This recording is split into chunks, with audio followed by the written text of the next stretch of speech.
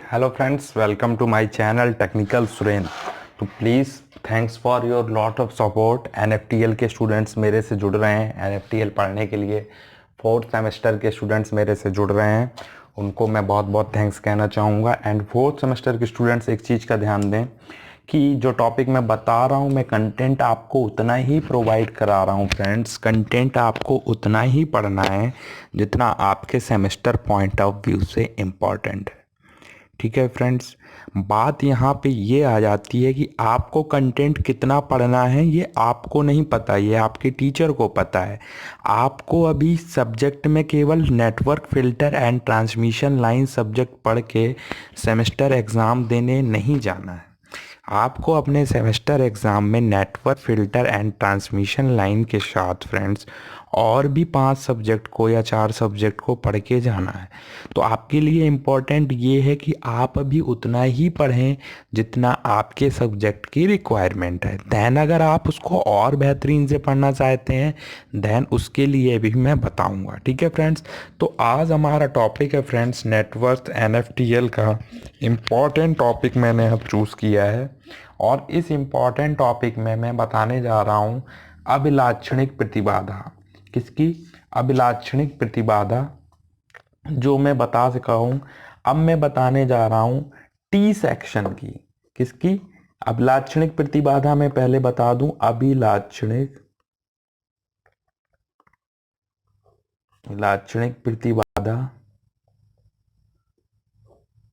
हाँ, मेरे WhatsApp group से जुड़ने के लिए आप मेरे इस नंबर पे अपनी नेम और ब्रांच और पॉलिटेक्निक का नेम इस नंबर पे मेरे आप भेज दीजिए। देन आपको मैं यहाँ पे अपने ग्रुप से जोड़ लूँगा। ठीक है फ्रेंड्स, तो ये था अभिलाक्षणिक प्रतिबाधा के लिए मैं बताने जा रहा था। ठीक है, आपको विजुअल क्लियर होगा स्क्रीन पे। रिकॉर्डेड लेक्चर है। ठीक है, मैं इन लेक्चर्स को रिकॉर्ड करता हूँ, यानी इसको हिंदी में बोलते हैं कैरेक्टरिस्टिक इम्पीडेंस। कैरेक्टरिस्टिक इम्पीडेंस इसको इंग्लिश में बोला जाता है। ये मैंने बता दिया है, इसका प्रीवियस लेक्चर मेरा अपलोड है। अगर आप कोई भी कंफ्यूजन हो then you can ask the question in the comment box, यानी आप कमेंट बॉक्स में क्वेश्चन पूछ सकते हैं। And you can watch the full video and make a notes, यानी आपको क्या करना है, आपको पूरे वीडियोस देखते हुए नोट्स बनाते हुए चलना है। तो अभिलाक्षणिक प्रतिबाधा के बाद मैं बताने जा रहा हूं टी सेक्शन की ओपन सर्किट प्रतिबाधा। टी सेक्शन की ओपन सर्किट प्रतिबाधा, इसका मतलब कि मैं दोनों लैंग्वेज को इसलिए लेके चलता हूं क्योंकि कुछ मेरे हिंदी मीडियम के स्टूडेंट्स हैं एंड कुछ मेरे इंग्लिश मीडियम के स्टूडेंट्स हैं। देन हम बाय लैंग्वेज में चलेंगे तो इसको क्या बोलेंगे? Open circuit impedance ZOC of T section. किसका? टी सेक्शन का है। अब टी सेक्शन क्या है? टी सेक्शन टी की तरह का शेप का होता है, ये होता है टी सेक्शन। ये है हमारा टी सेक्शन।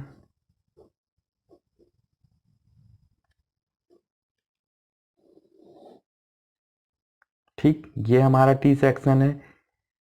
अब हमें क्या करना है? हमें ओपन सर्किट प्रतिबाधा चाहिए, यानी कि एक लेक्चर जो मैंने पहले दिया उसमें मैंने प्रतिबाधा ज्ञात करने के लिए बताया कि अगर आपको ओपन सर्किट प्रतिबाधा चाहिए तो आप इसके आउटपुट टर्मिनल को ओपन सर्किट कर दो। ये इसका इनपुट टर्मिनल है,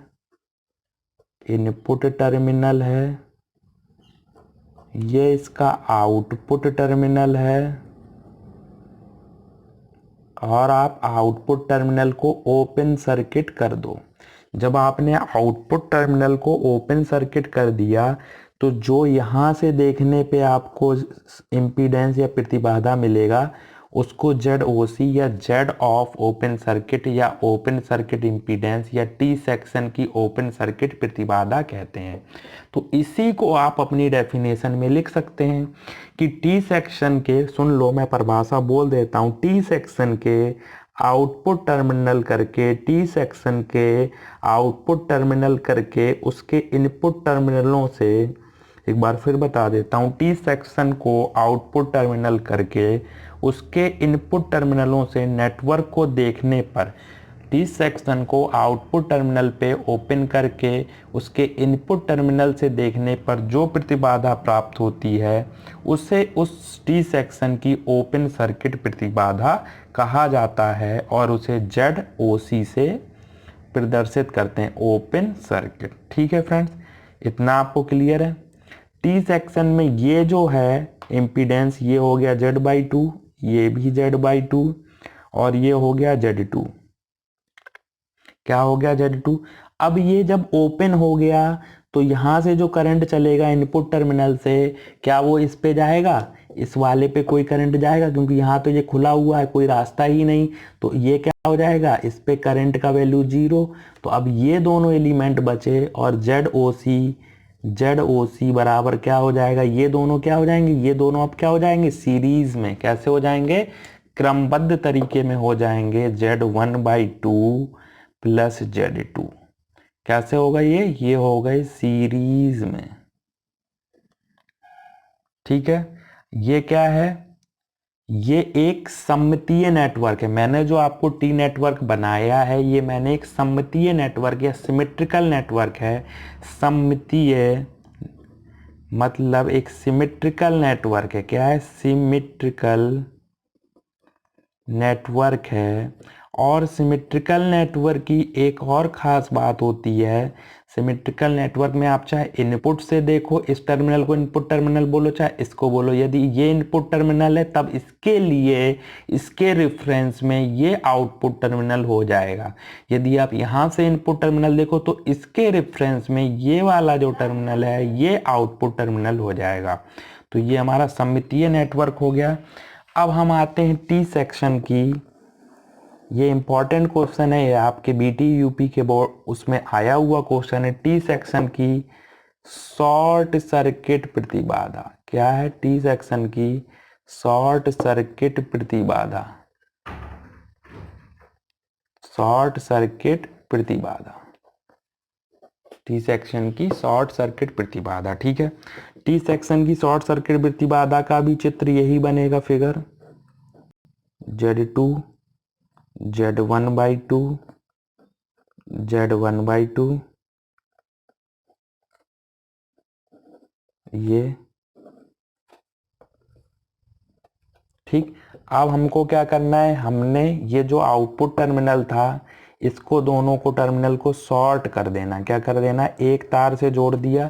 जब भी हम दोनों आउटपुट टर्मिनलों को एक तार से जोड़ देते हैं तो इन्हें शॉर्ट सर्किट कहते हैं, इन्हें शॉर्ट सर्किट टर्मिनल कहते हैं। और ये हो गया ZSC। क्या हुआ, ZSC। अब हमें इसको कैलकुलेट करना है तो इसकी डेफिनेशन नोट कर लो। इसकी डेफिनेशन में भी बोल देता हूँ कि टी सेक्शन के दोनों आउटपुट टर्मिनलों को, टी सेक्शन के दोनों आउटपुट टर्मिनलों को शॉर्ट करने पर या एक तार से जोड़ने पर जो इनपुट से देखने पे जो प्रतिबाधा प्राप्त होती है उसे टी सेक्शन की शॉर्ट सर्किट प्रतिबाधा कहते हैं। एक बार फिर से सुन लो, एक बार फिर से नोट कर लो। टी सेक्शन के आउटपुट टर्मिनल को शॉर्ट करने पर अर्थात एक तार से जोड़ने पर इनपुट टर्मिनल पे जो प्रतिबाधा प्राप्त होती है उसे टी सेक्शन की शॉर्ट सर्किट प्रतिबाधा कहते हैं। अब देखो इसको कैलकुलेट कैसे करते हैं। इसको कैलकुलेट करने के लिए अब देखो ये और ये एक बिंदु कॉमन यहाँ से जुड़े हैं और इसका जो ये बिंदु जुड़ा हुआ है एक बिंदु यहाँ पे कॉमन पे जुड़े हैं, यानी Z2 और Z1/2 क्या हो गए, Z2 पैरेलल में हो गया, समांतर में हो गया Z1/2 के। और ये दोनों का जो कॉम्बिनेशन आएगा वो इसके साथ क्या है, सीरीज में। तो Z1/2 प्लस सीरीज में किसके साथ है, इन दोनों के कॉम्बिनेशन के साथ, और इन दोनों का कॉम्बिनेशन है पैरेलल में। ये हो गया Z1/2 प्लस इसको पैरेलल को सॉल्व करेंगे तो क्या आता है, Z2 इंटू Z1/2 बटे में क्या आया, Z2 प्लस Z1/2। ठीक, ये आया। अब इसको फिर से सॉल्व करो। ये क्या आया, ये आया Z1/2, एलसीएम ले लिया Z2 प्लस Z1/2, तो यहाँ पे आया Z2 plus Z1/2 plus Z1/2 LCM में आया Z2 प्लस Z1/2, ये आ गया। सॉल्व करो, मल्टीप्लाई करो, ये आया Z1/2 plus Z1² plus Z2/2 बटे में क्या आया, बटे में आया Z2 Z1/2। इन दोनों को ऐड करेंगे तो क्या आएगा, आधा Z1/2 और आधा Z1/2 क्या बना, ये बना Z1/2 प्लस Z1²/2 और बटे में आया Z2 प्लस Z1/2। तो ZSC का ये वैल्यू आया और Z ऑफ ओपन सर्किट का ये वैल्यू था, ZSC का ये वैल्यू था। इस तरीके से हमने सममितीय नेटवर्क के T सेक्शन की ओपन सर्किट प्रतिबाधा को देखा और T सेक्शन की शॉर्ट सर्किट को प्रतिबाधा को देखा। ठीक है, अब क्या करेंगे हम, T सेक्शन की जो ZOC यानी Z ऑफ ओपन सर्किट प्रतिबाधा और T सेक्शन की ZSC यानी कि शॉर्ट सर्किट प्रतिबाधा, दोनों को हम क्या करेंगे, दोनों को हम सॉल्व करके हम क्या करने की कोशिश करेंगे, हम एक Z0 का मान ज्ञात करेंगे जिसको बोलते हैं अभिलाक्षणिक प्रतिबाधा या कैरेक्टरिस्टिक इम्पीडेंस। ठीक है, अभी तक हमने दो चीजें देखी, अभिलाक्षणिक प्रतिबाधा देखी थी। अभी अभिलाक्षणिक प्रतिबाधा को कैसे ज्ञात करेंगे, तो देखो अभिलाक्षणिक प्रतिबाधा को ज्ञात करने के लिए Z ऑफ ओपन सर्किट की वैल्यू क्या आई थी, Z1/2 प्लस Z2 और ZSC की वैल्यू जो अभी ज्ञात की वो की Z1²/4 प्लस Z1Z2 बटे में क्या आएगा Z1/2 प्लस Z2। यदि हम इन दोनों का गुणा कर दें तो देखो गुणा करने पे क्या आएगा, ZOC गुणे ZSC बराबर राइट हैंड साइड को गुणा करो Z1/2 प्लस Z2, इसके साथ मल्टीप्लाई होगा Z1²/4 प्लस Z1Z2 बटे में क्या आएगा Z1/2 प्लस Z2, मल्टीप्लाई करो तो ये देखो Z1/2 प्लस Z2 ये तो हो जाएगा कैंसिल, क्या आएगा ZOC into ZSC into ZSC बराबर Z1²/4 प्लस Z1Z2। ठीक है, अब अभिलाक्षणिक प्रतिबाधा का मान ज्ञात करने के लिए, अभिलाक्षणिक प्रतिबाधा का मान ज्ञात करने के लिए अभिलाक्षणिक प्रतिबाधा का मान होता है ZOT या Z0 जो अभिलाक्षणिक प्रतिबाधा है, कैरेक्टरिस्टिक इम्पीडेंस, इसका जो मान होता है,